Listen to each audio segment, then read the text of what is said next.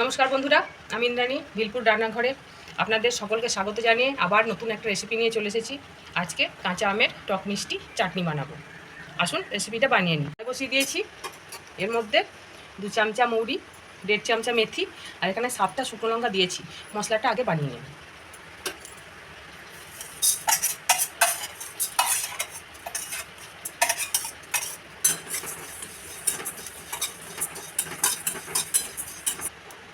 মৌরিটা ভেজে নিলাম, এবার শুকনো লঙ্কা আর মেথিটাও দিয়ে দিলাম।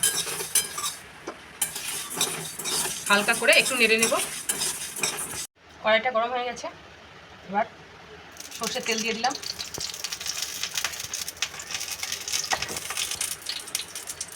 সম্বরা দিয়ে দিলাম বা 5 ফোড়ন।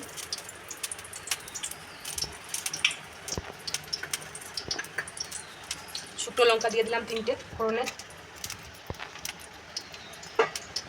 এখানে 2 কিলো মতো কাঁচা আম নিয়েছি, সেটাকে ধুয়ে কেটে নিয়েছি।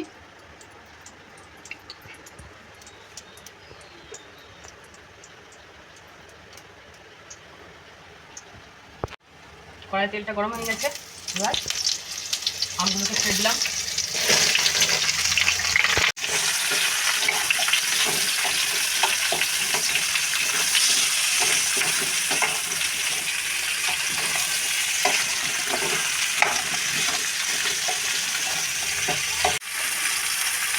লবণ দিয়ে দিলাম পরিমাণ মতো।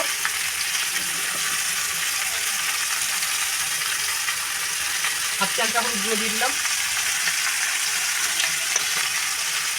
এটাকে আমি কিছুক্ষণ ভাজিয়ে নেব। এখানে যেহেতু 2 কিলো আম নিয়েছিলাম, তার জন্য এখানে 800 গ্রাম মতো গুড় নিয়েছি। এই গুড়টা সবটাই দিয়ে দেবো। আপনারা গুড়ের পরিবর্তে চিনিও দিতে পারেন।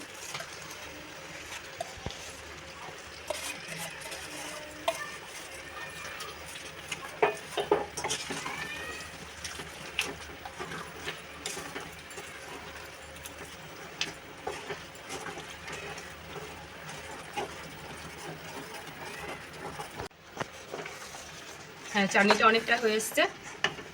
আমি এটাকে 1 ঘন্টা ধরে এর মধ্যে যে জলটা জমেছিল সেটা মেরে নিয়েছি।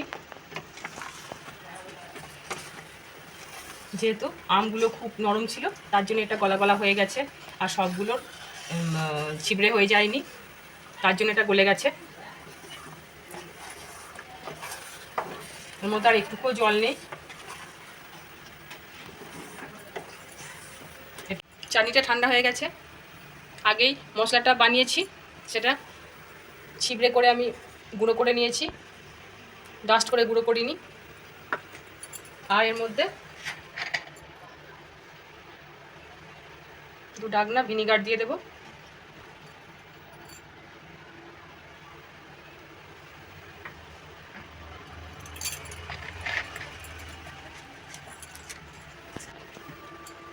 মশলাটা সবটা দিয়ে দেব।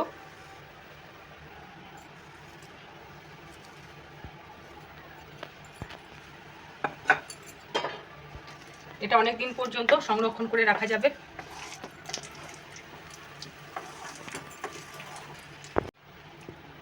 এটা মাখানো হয়ে গেছে, মশলা মাখানো হয়ে গেছে। আমার রেসিপিটা ভালো লাগলে অবশ্যই সাবস্ক্রাইব করবেন আমার চ্যানেলকে, লাইক শেয়ার কমেন্ট করতে ভুলবেন না। আপনারা সবাই ভালো থাকবেন, সুস্থ থাকবেন। ধন্যবাদ।